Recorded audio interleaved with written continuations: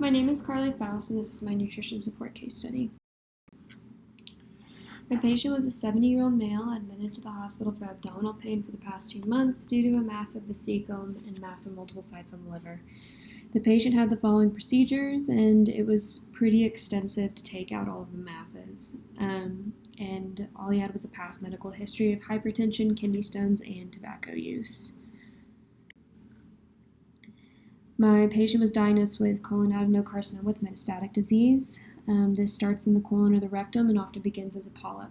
Treatment includes surgery, radiation therapy, chemotherapy, targeted therapy drugs, and immunotherapy. And the standard MNT is increased needs, tube feeding, malabsorption, and malnutrition.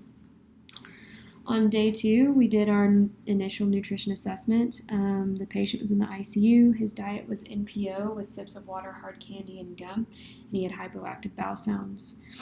His nutritionally significant labs include high chloride, most likely due to dehydration, along with that high magnesium down there. Creatinine was low, calcium was low, bilirubin was high, and alk phos was low. All of these together can signify some malnutrition, and that's kind of what we were thinking whenever we saw his percent weight change down there, which was 6.1% in the past 2 months. Later on, we figure out that after laying eyes on him, he really seemed pretty good. He had adequate grip strength, some wasting, but nothing crazy. So most likely, our alterations are due to the fact that we had majority of our GI taken out of us. Nutrient-wise, we went per Aspen. We chose 27 to 31 kcals per kilogram of current body weight, 1.5 to 1.8 gram per kilogram of current body weight in protein, and then fluid was 1 ml per kcal. PS statements are inadequate oral intake related to poor appetite greater than 1 month as evidenced by intake of greater than 50% of meals, and then altered GI function related to decreased functional intestinal length as evidenced by cecal mass causing obstruction resulting in a hemicolectomy. Our intervention was to advance the diet to a GI soft, and if unable to do so within the next 24 to 48 hours, recommend initiation of EN. I recommended Pivot 1.5 at 55 mils an hour. This was because it is an immune modulating formula with L-arginine, and that has promising research in GI surgeries and decreasing length of stay. It also has MCTs in it to aid in nutrient digestion and absorption. And then this would meet 100% of his needs. However, if we are unable to tolerate nutrition greater than 4 days, I recommend initiation of TPN with 130 grams of amino acid and 345 grams of dextrose. On day 4, patient was intubated and sedated. We went in for a procedure for a washout and a small bowel resection and necrotizing tissue. Diet was still NPO, and we were at risk for pancreatitis at this point. So we weren't sure exactly what we were going to do.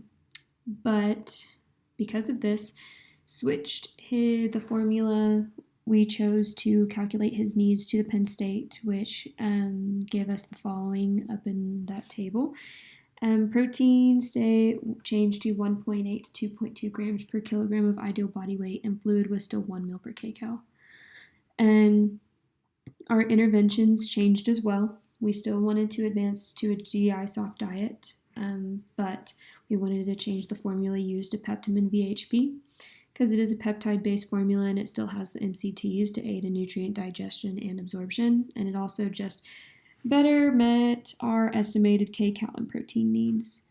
Our goal was 60 mils per hour to provide us with 92% of our energy needs and 102% of our protein needs.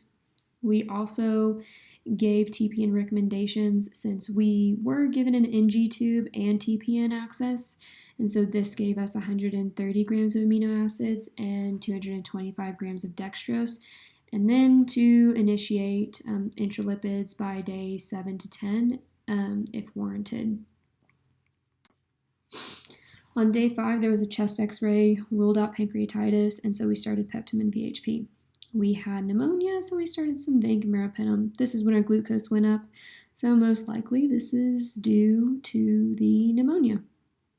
And then earlier our alk phos was low and now it jumped up. So we can attribute this to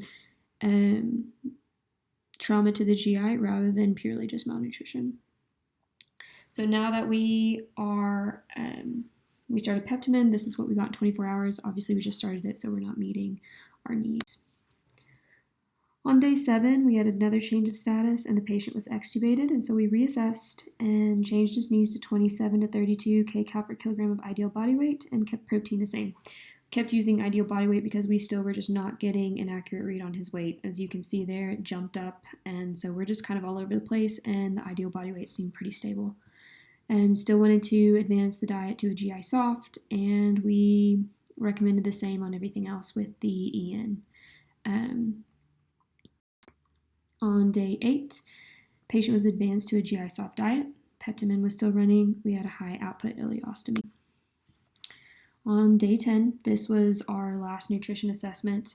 Our ostomy output had leveled out a little bit, and we had switched to nocturnal feeds in order to promote oral intake. And the patient had been seen by the oncologist, and they had discussed and decided to move on to palliative care. And so promoting oral intake before leaving, because the patient had chosen to not go home on tube feeding, was the plan of care, as to say, in order to help him discharge and to meet the patient's needs. Patient was discharged on day 13. Here's a summary of my labs. And thank you for listening.